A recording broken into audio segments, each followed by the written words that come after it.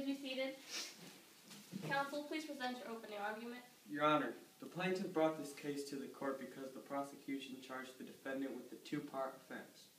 The first part was for stealing a motor vehicle, and the second part was for driving away with stolen property and crashing it, causing destruction to the city. Now, the defendant claims he did not take the vehicle and pleads not guilty, even though there's evidence against him. Thank you. Please be seated. Counsel for defendant, please present your opening argument. Your Honor, my client was wrongfully charged with this offense. The night that the vehicle was stolen, my client was out of town on a business trip, so there's no possible way my client could have stolen the vehicle. Thank you. Please be seated. Counsel, please present any evidence that you may have. Your Honor, I would like to call on Robert Barnes, a postman of Salem, Oregon, to the witness booth.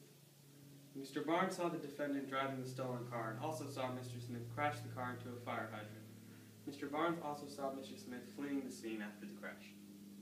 Thank you. Please be seated. Mr. Barnes, please present your witness statement.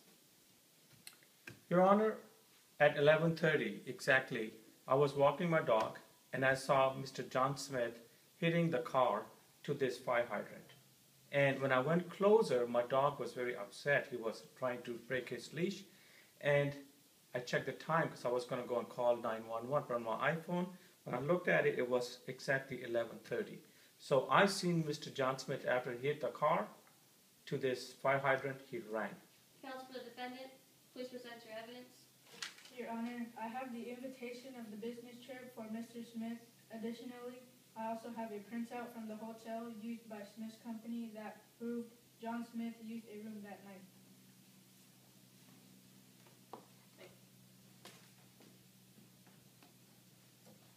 The court would like to take some time to review the evidence for both sides. We will adjourn and we will meet again. If you have any problems, you may see my court clerk. That is all for today. The court is adjourned.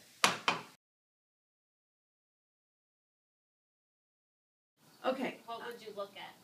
All right. Well, first of all, eyewitness testimony sometimes is not your best testimony, because eyewitness testimony, maybe the person viewing the scene or viewing the incident is excited or excitable, and their recollection of matters might not be as accurate as drawing inferences.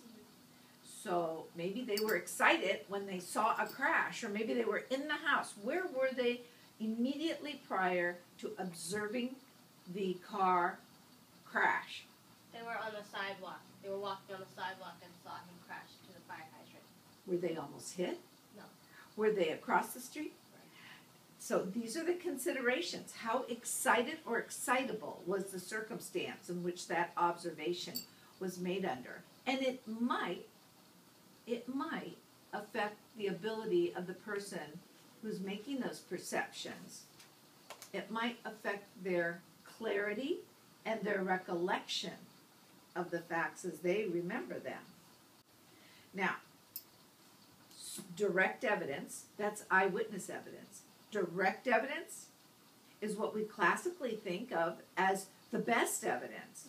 But is it really? Because circumstantial evidence merely means that you have inferences that are logical in nature and that you can draw a conclusion. Right? That's also equally admissible in a court of law.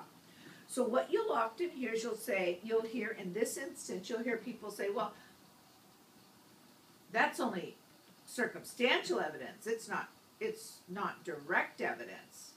Well, they're both entitled to equal access in the courtroom.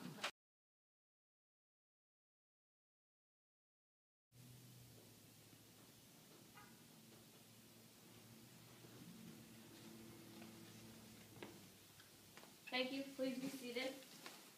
Counsel, do you have any closing statements you'd like to present? Your Honor, as stated before, Mr. John Smith is guilty. We had a witness come and testify, and he had seen Mr. Smith drive the car to the fire hydrant and flee the scene. That is all. Thank you. Please be seated. Counsel for the defendant, is there anything you'd like to say? Your Honor, my client is innocent. As you know, on the night of the scene, my client was on a business trip, and the hotel confirmed that he checked into his room. That is all. Thank you.